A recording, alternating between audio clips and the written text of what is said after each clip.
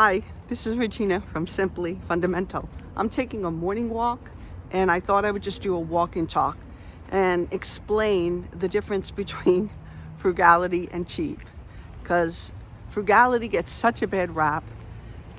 And yesterday I did a video on how the I deserve it got me into trouble and how I deserve it got me out of trouble. And I think there's a misconception that just because I paid off debt and I was, that I ended up having to go the cheap route and not live my life and then put my life on hold during the entire time I was paying off debt and building wealth.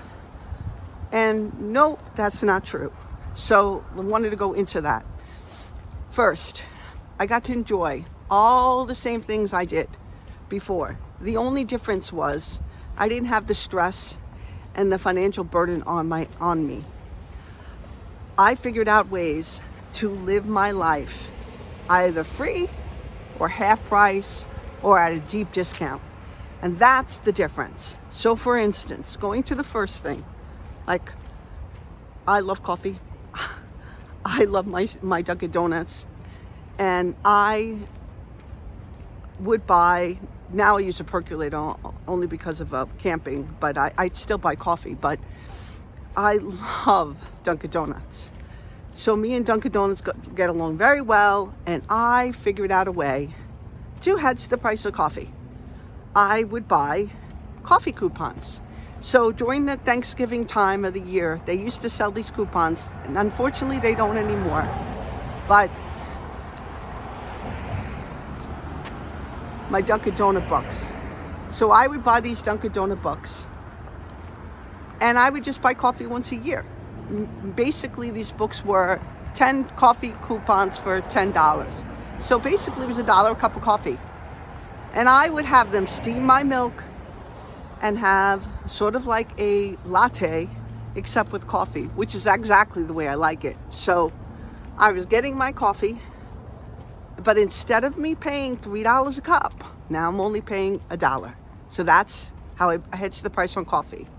I still got to go and travel. I signed up for, you can utilize things that you do through work. You can do things like planning well in advance for your trips instead of doing things that are spontaneous. Look for great deals. That's the difference. So for instance, I signed up to support offsite meetings and I got to go to some great places. So I went to Miami, Fort Lauderdale, Vegas, New Orleans, Dallas, DC, Chicago, let's see, to name a few. And so, for instance, when I went to Miami, I stayed at the Fontainebleau. There's no way, even on a small budget, that I was staying at Fontainebleau for 8 days. I supported that meeting, and even my sisters came. So 2 of my sisters and a friend came and joined me in my hotel room while I worked. Yes, I was working. I did have to go and work the meeting. But I would meet up with them later at night or in the very beginning of the tail front end of the trip. We first got there, I got to spend a full day with them, and then the back end of the trip, I extended and got to spend time with them as well. So there are some things you could do. So I still got girls' weekend. I was still able to enjoy other places and seeing other things. And this wasn't even on my own money. So you can do things like that. I got to go to concerts, like Good Morning America would put on concerts. I got to see so many great performers at those concerts. So I think I saw Train, who I absolutely love. I saw Bare Naked Ladies. I saw UB40 at another event that I went to at work. I got to go to great restaurants during all these years. I'd go to team dinners, and the other thing we would do is our neighborhood would have these circulars. They would call them, they're still called the Marketeer, and in the Marketeer they would put coupons in them. And so we would go to restaurants, but we would just be going with a discount coupon for, let's say, if we loved and enjoyed a pizza, there would be a coupon in there for the pizza.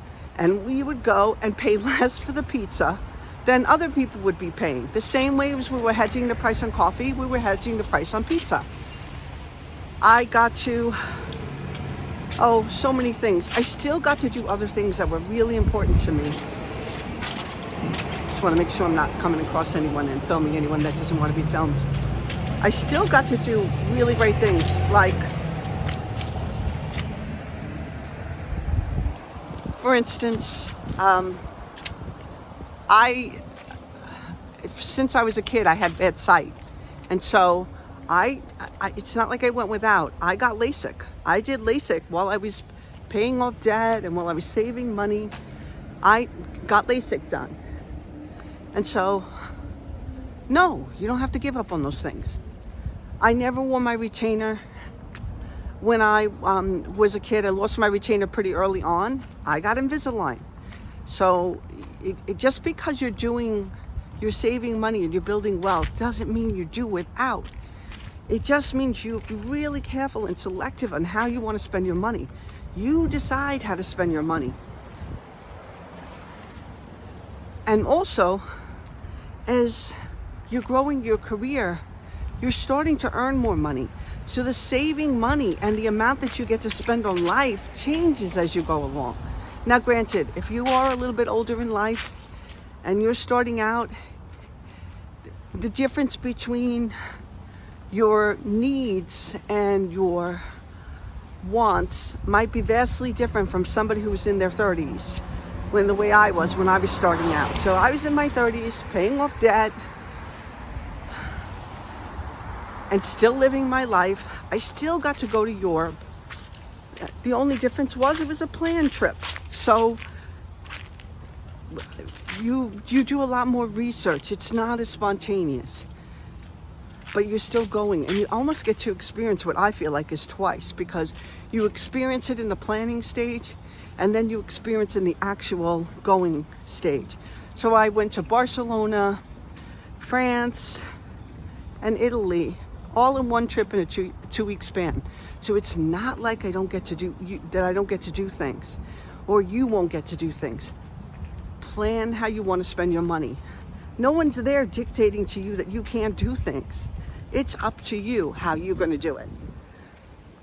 And if that means taking a little longer to pay off debt, then just take a little longer to pay off debt. No one's telling you to be a miser.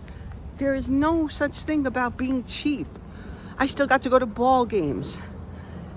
Except this time, instead of me paying for it, I got to see the Knicks, the Giants, the Jets, the Yankees in both stadiums, the Mets. Instead, you're doing these things, and I just did it through corporate America. My company would give us tickets, and I would get to go when they gave tickets and when I would win the tickets. And I would win the tickets at least once a season.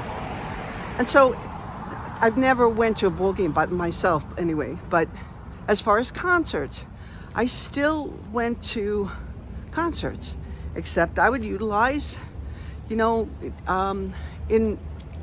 your neighborhoods of where you live, they have free events that go on. We got to see,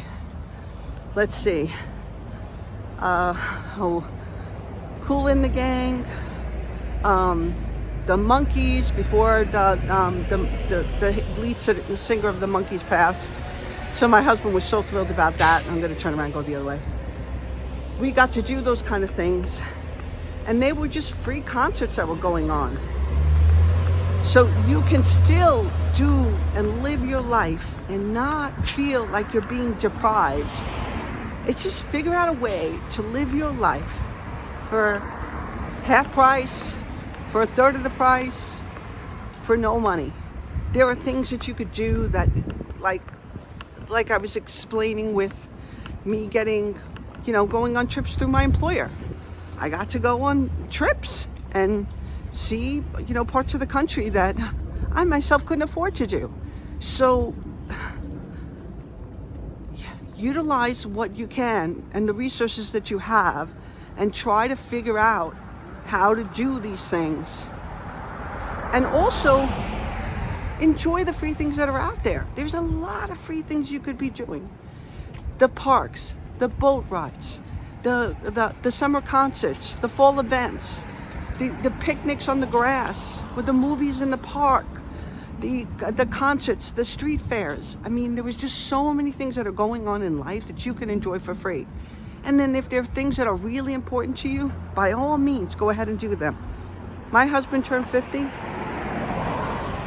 I threw him a lavish party. That was important to me. And when I turned 50, I went on a trip, because to me that would be much more fun. We each got what we wanted. And so I literally rented out a restaurant, threw a party, paid for all my siblings to come and spend the night in Brooklyn, because I couldn't, I come from a big family, so I couldn't host everybody. And so I ended up getting like 10 to 12 rooms. We even stayed at the hotel so that we could have a really nice party. And this is going back 7 years ago. This is how you do it. It's not about being cheap. It's about being frugal. And there's a real vast difference between the two. Cheap means you do without. You don't even try to enjoy the things. Frugal means you figure out ways to live your life for half the price, get to do all the things you still love to do, and you prioritize where your money is going. You're still building wealth in the process. Like I think there's a channel, I think it's called Frugal Fit Mom. Frugal Points, she's got them down pat. But I'm telling you, I had quite a few as well on the way that we lived our lives. I think I live like a New Yorker, where I'm not grocery shopping all the time, but when I am, I just stick to what I need to buy. I'm not going out and buying everything under the sun. I get my few items and I leave. And so I'm not feeling the inflation as much as other people, because I'm not out buying everything. When it came to cell phones, I probably was the last to adapt to cell phones. I don't think I got a cell phone until after the blackout of 2003. And because cell phones were really expensive. So sometimes you do have to do without things. And when the price comes down, because that's one thing that happens, is the price of things come down eventually. So I didn't get, we kept our TV. We kept our box TV for as long as we could, because that wasn't really important to us. And we ended up getting a flat screen much later on than other people. We're ending up redoing our kitchen much later than other people. So there are certain things that you have to prioritize, and other things you live according to the way you want to live your life. You can't do everything with your money because you're limited. So you picking and choosing what you want to do, but you couldn't do everything with your money before anyway. You were living in debt. So it's not like, like people like, oh man, you're being a miser. You were using money you didn't even earn to live that life that you were living. So it's not like you could afford it. So the reality is like now you're living a much more responsible, happy, stress-free life, because you're doing things that you can actually afford to do with money that's yours. And then you're also growing wealth at the same time. You're directing your money to where you want it to go. And so I know I'm real passionate about this, because it to me, the idea that because you're saving money means that you have to be cheap, false. There's so many false narratives out there. It's false. Even when you were spending money, you couldn't spend all your money, but you did. And then you spend more than your money. And then you were just in so much hock for what you spent that it was just impossible to live a life without the stress and the worry and how you're going to pay your bills, and God forbid you lost your job. That goes away. That goes away when you're being frugal. Instead, it turns into fun. It turns in like us jumping, like and trying to get circulars and trying to find, the muffins are on sale in that circular. Let's go. Make sure we get a whole bunch of them. Or, how many coupon books do you want this year? Regina, how many coupon books should we put on the side for you? And basically buying so many coupon books because they knew I was there to buy the coffee. So live your life. Figure out ways to live it for less. Make it be as stress-free as possible. And just enjoy yourself. You still get to travel. You still get to go to concerts. You still get to go to restaurants. You still get to buy things. You just have to be much more careful about it and thoughtful and plan for it. So what's gone is the stress and the worry and the anxiety over money. The fear, that goes away. And for figuring out what you're going to spend and what you're going to buy and being very thoughtful with your money, that's just so worth it to me. And so don't let anyone tell you that being cheap is what you have to be, because it's just not true. Frugality and cheap are not the same thing. You're spending your money now. You're not spending other people's money. You're not spending the bank's money. You're not making the banks rich, because you're now spending the money that you have, and your money is growing your wealth, and you're redirecting and spending only a certain portion on activities. And that amount of money changes too as you age and you start to make more money, because you're the one who decides on how much you get to spend on fun. You're the one that gets to decide how much money you get to spend on life. It isn't anyone else. There is no someone standing over you with a ruler and hitting you with a stick saying, geez, you spent too much money, put out your hand, let me smack you. No, it's you. It's you deciding how much you get to spend. And it's you putting the limits on yourself. So it's you doing these things. But it's you're doing, and you're picking frugality, because frugality and living a reasonable life and living a life that you still enjoy on a percentage of what it would cost you, it's a wonderful life. I'm the best way I can describe it. It's a wonderful life. Do I care that I'm not paying exorbitant prices for things that I want to do? No, I'm really happy about it. So anyway, that was a lot. And last time I hit this, I actually did this and I hit record and the record button wasn't working. So I refilmed this. And that really sucks, because I really just like to do things in one take. And usually the first take is the best one. Anyway, I hope that you're doing well and you're having a beautiful morning. And now it's sunset. I probably should have waited just a few minutes to do this because it's beautiful out. Anyway, have a great day. And this is Regina from Simply Fundamental. Bye.